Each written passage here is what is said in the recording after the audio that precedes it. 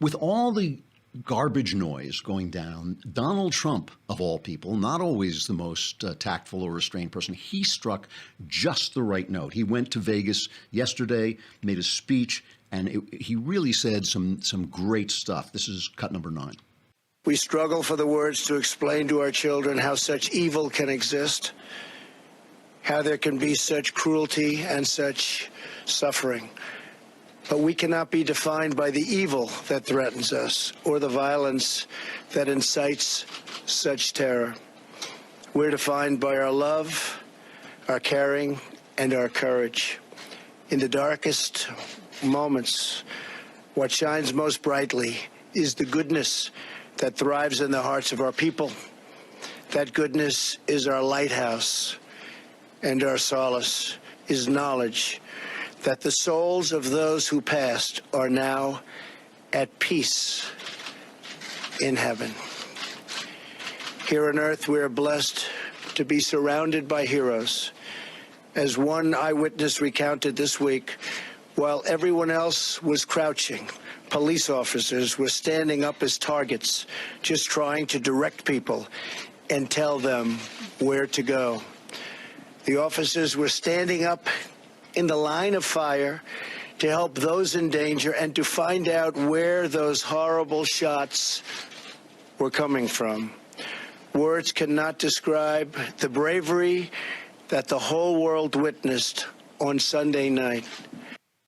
See, when Tim Kaine says he goes over to foreign countries and he's embarrassed because they think this is what America is, Tim Kaine ought to be a little less embarrassed and be saying that this is what America. Let me show you what America is. Thomas Gunderson was there. He's a young guy, got shot in the leg, and the president came to visit him. I think this thing has gotten like 12 million hits on YouTube. And he put out on Facebook, he said, "I will never lie down when the president of this great country comes to shake my hand." Here's the video. If you can see, if you're watching, you can see him. He gets out of bed, and Melania saying, "Get back in bed." But you play the video. We have pointed out, so definitely point it out. We were there at past. Hello, visitor. Thomas, how are you? No, don't get up, don't get up. How are you? Feeling okay? Mary, get up.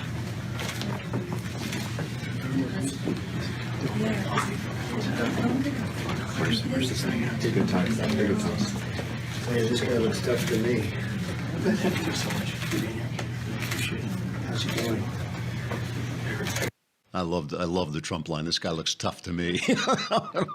And, you know, what he said was, when the president of this great country. I'd like to think he would have done that for Obama, too. You know, it's really this. See, this is the thing. Again, I started out this week by saying, you know, that the divisions in this country aren't going to be healed on the news. They are making the divisions fester. They mean to do it. It serves their political term.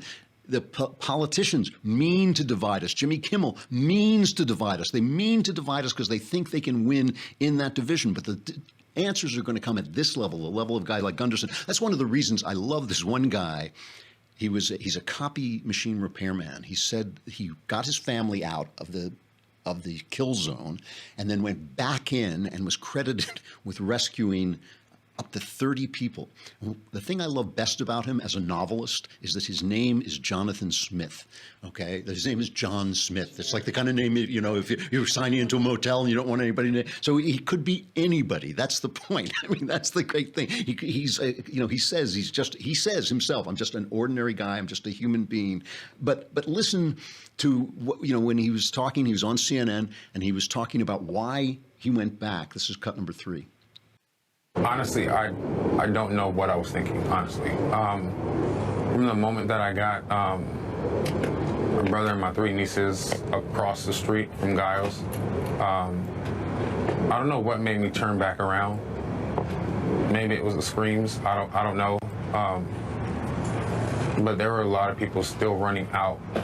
A few of them fell down. I still remember it vivid.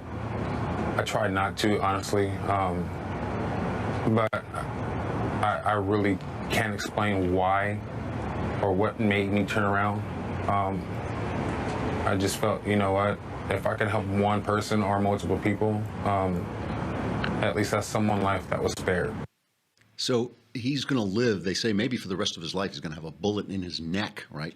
And as he's coming out, so this guy goes in, this copy machine repairman named John Smith, and like you can't make that stuff up, you know? He goes in and runs back into the kill zone and pulls out 30 people, helps 30 people out. Now he's shot in the neck and he's bleeding. He goes down, and an off-duty cop, it's unbelievable, an off-duty cop from San Diego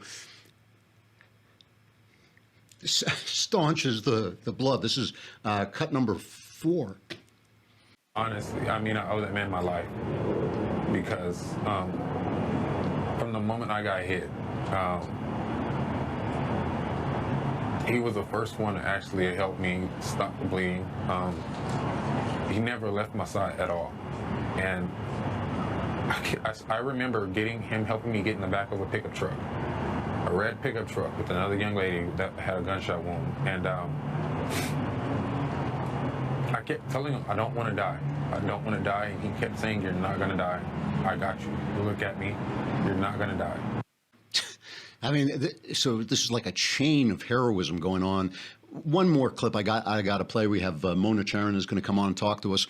One more clip I got to play from Hannity. He had a young lady on named Cassidy Huff, who is suffering from cancer. She's beating cancer, I hope. Her prognosis seems to be good, but she's been under chemo. You know what chemo does to you, just like absolutely lays you out. She's frail, she's weak, and she talks about her escape and how she, too, was finally rescued by a cop. And this is Cassidy Huff talking to Hannity with her mom. We started running, trying to beat the crowd, and it was very scary because I didn't want to get trampled because I'm so weak. And my mom lifted me up through like some type of pretzel stand or something, and then we ran from there. But it was like a bad dream where you want to run so fast, but you can't because my legs just wouldn't let me. Yeah. So that was frustrating. You're still recovering. I mean, you've been through a very tough treatment. And I know people at home will want to know, you do have a pretty good prognosis right now. Yes. And so far, scans are clean. Yes. Mom, a bunch of people came over to your daughter. I'm calling you Mom. Kelly, I'm sorry. That's fine. But you're Mom's a nice title. Off-duty police officers. Mm-hmm. It's tough to carry a kid. Tell us what they did for your daughter.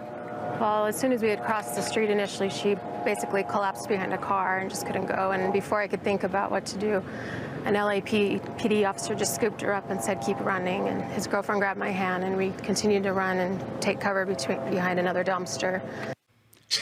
So Hannity starts crying too. You know, it's like my point here, by the way, is that when things like this happen, evil seems big, because one guy can cause so much destruction. A few guys at 9 and 11 can cause so much suffering and pain. And evil is big. Evil is the emperor of this world. This is the empire of evil. And we're kind of like the American revolutionaries fighting back with taking these little pot shots from behind the wall and from behind a tree. Every time you tell the truth when you want to tell a lie, every time you speak a word of kindness, when you want to say something angry and hurtful, every time you stay true to your word. And then at these great moments, these big moments when evil really unleashes, you have these moments of heroism when you see that these little acts are actually big acts.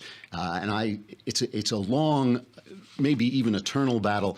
No government can stop evil, but I do believe we can hold out, and that the cavalry is on the way.